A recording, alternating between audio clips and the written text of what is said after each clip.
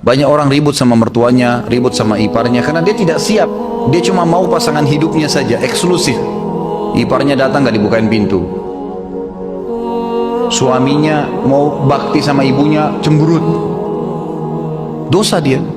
Gimana caranya? Hukum syar'i tidak bisa diubah. Ini bukan hukum rimba. Hukum Allah pencipta langit dan bumi. Laki-laki tetap wajib bakti sama orang tuanya sampai dia mati. Dianya mati.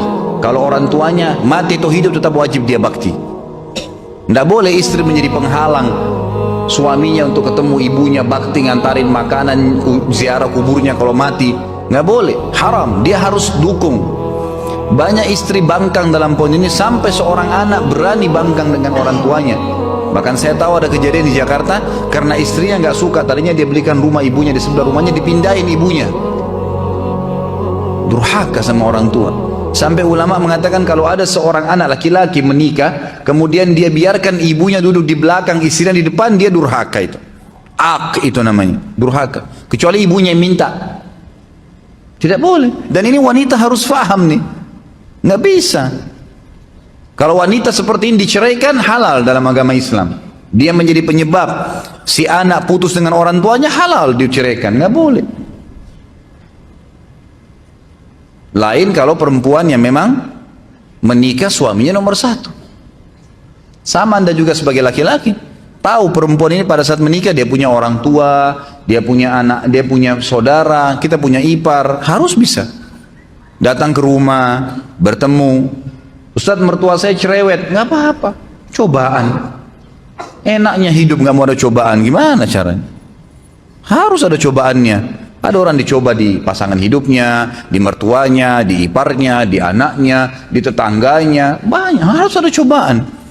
Kalau nggak ada cobaan, hidup kita datar terus, nggak ada seninya kehidupan ini. Tidak ada seninya, dan manusia nanti tidak akan keluar. Potensi seseorang akan keluar kalau cobaan ada.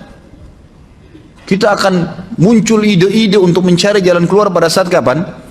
Cobaan ada. Bayangkan kalau hidup kita datar terus nggak ada cobaannya, nggak bakal keluar potensi kita. Allah subhanahu wa ta'ala datangkan cobaan itu untuk mengorek, mengeluarkan potensi yang ada. Emang begitu. Hadapin, pecahkan. Ya, dengan pahala sabar didapatkan kapan? Pada saat cobaan datang. Kalau cobaan tidak ada, gimana bisa? Nggak mungkin.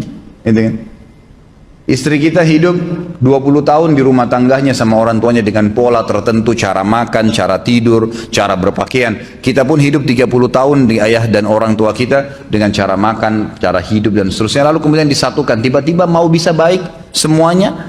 Nggak bisa. Pasti ada penyesuaian.